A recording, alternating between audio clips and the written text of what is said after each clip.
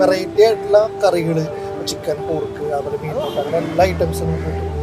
സാധാരണക്കാർക്ക് അഫോർഡബിൾ ആയിട്ടുള്ള പ്രൈസിലുള്ള ഫുഡാണ് അവിടെ കിട്ടുന്നത്. നല്ല ഉച്ച സമയത്ത് തൃശ്ശൂർ വരുമ്പോൾ അഫോർഡബിൾ റേറ്റിൽ നല്ലൊരു ഊണ് കിട്ടുന്ന സ്പോട്ട് ഇവിടെ ഏതാ നല്ലതെന്ന് അറിയോ? വാ നമുക്ക് ഇവിടെ ഒന്ന് അന്വേഷിച്ച് നോക്കാം. തൃശ്ശൂർ അഫോർഡബിൾ റേറ്റിൽ നല്ല ഊണ് കിട്ടുന്ന കട ഏതാണ്? ഇവിടെ ഒരു മാമന്റെ കട, നല്ല ഇവിടെ ഏറ്റവും നല്ലത് മാമന്റെ കട. അല്ല, ഞങ്ങൾ ഇടയ്ക്ക് പോകാറ് കഴിക്കാറുണ്ട്. മാമന്റെ കട കഴിച്ചിട്ടുണ്ടായിരുന്നു. സൂപ്പർ ഫുഡാ. ഇവിടെ മാമന്റെ കട നല്ല ഫുഡാണ്. കുറെ സ്പെഷ്യലൊക്കെ ഉണ്ട്, കൂന്തൽ ഫ്രൈ അങ്ങനെ. ഞാൻ പറയുകയാണെങ്കിൽ നല്ലത് ഇവിടെ ഒരു മാമന്റെ കടയുണ്ട്. സാധാരണക്കാർക്ക് അഫോർഡബിൾ ആയിട്ടുള്ള പ്രൈസിലുള്ള ഫുഡാണ് അവിടെ കിട്ടുന്നത്. നല്ല തിരക്കാണ്. 2-2:30-3 മണി വരെ പോയാലും ഭക്ഷണം കിട്ടും. അതുപോലെ തന്നെ തിരക്കുണ്ട്. നല്ല ഫുഡാണ്.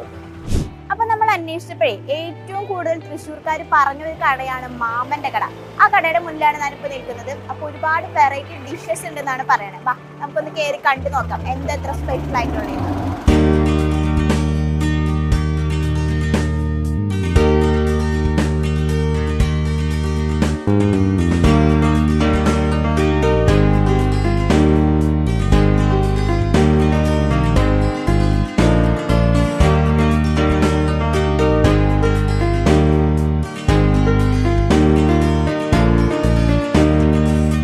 തൃശ്ശൂർക്കാരുടെ അടുത്ത് ചോദിച്ചപ്പോൾ നല്ലൊരു ഊണ് കിട്ടണ സ്ഥലം എന്ന് പറഞ്ഞപ്പോൾ എല്ലാവരും ഒരേ സ്വരത്തിൽ പറഞ്ഞത് മാമന്റെ കടയാണ്. എന്താണ് മാമന്റെ കടയിൽ ഇത്ര സ്പെഷ്യൽ?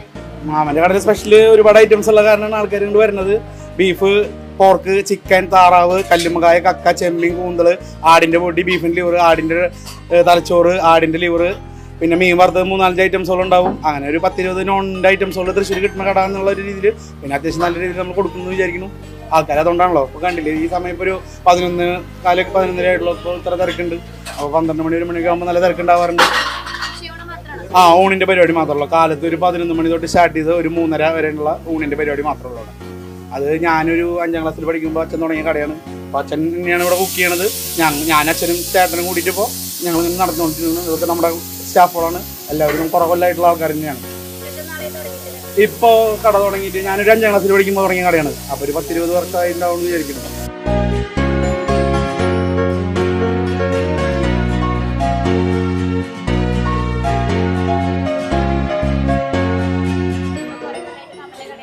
മാമന്റെ കടയിൽ തുടങ്ങിയ ഏകദേശം നടന്നിട്ട് വരുന്ന ആളാണ്.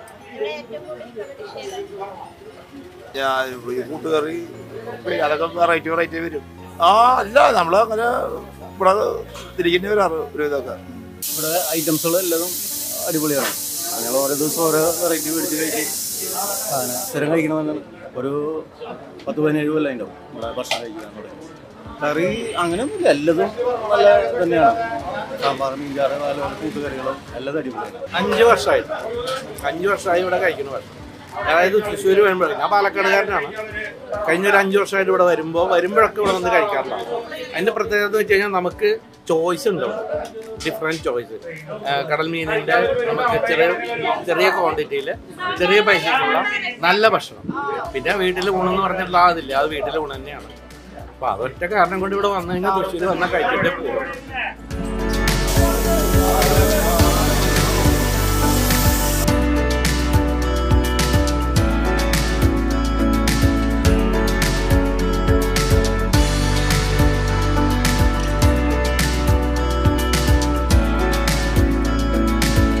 അപ്പൊ നമ്മുടെ മാമന്റെ കടയിലെ മാമനാണ് ഇപ്പൊ എന്റെ കൂടെ നിൽക്കുന്നത്. നമ്മൾ മാമന്റെ കട എന്ന് കേട്ടല്ലോ, ആരെയും മാമൻ കാണണ്ടേ? ഈ നിൽക്കുന്നതാണ് മാമൻ.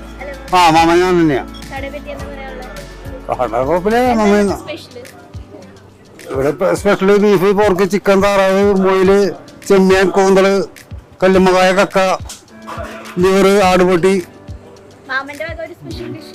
ഇല്ല.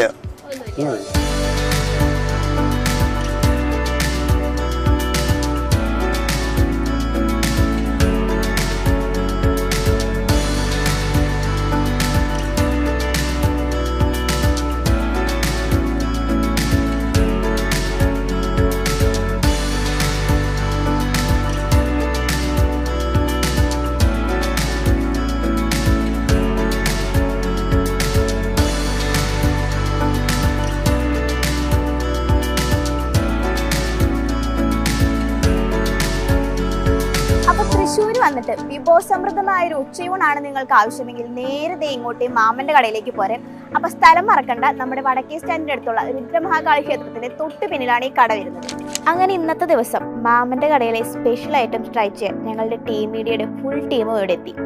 രുചിയുടെ രഹസ്യം കേൾക്കുന്നതല്ല, അനുഭവിച്ചറിയുന്നതാണെന്ന് തെളിയിക്കുന്നതായിരുന്നു ഞങ്ങളുടെ ഈ യാത്ര. ശരിക്കും പറഞ്ഞ ഫുഡ് എക്സ്പ്ലോർ ചെയ്ത മറക്കാനാകാത്ത യാത്ര.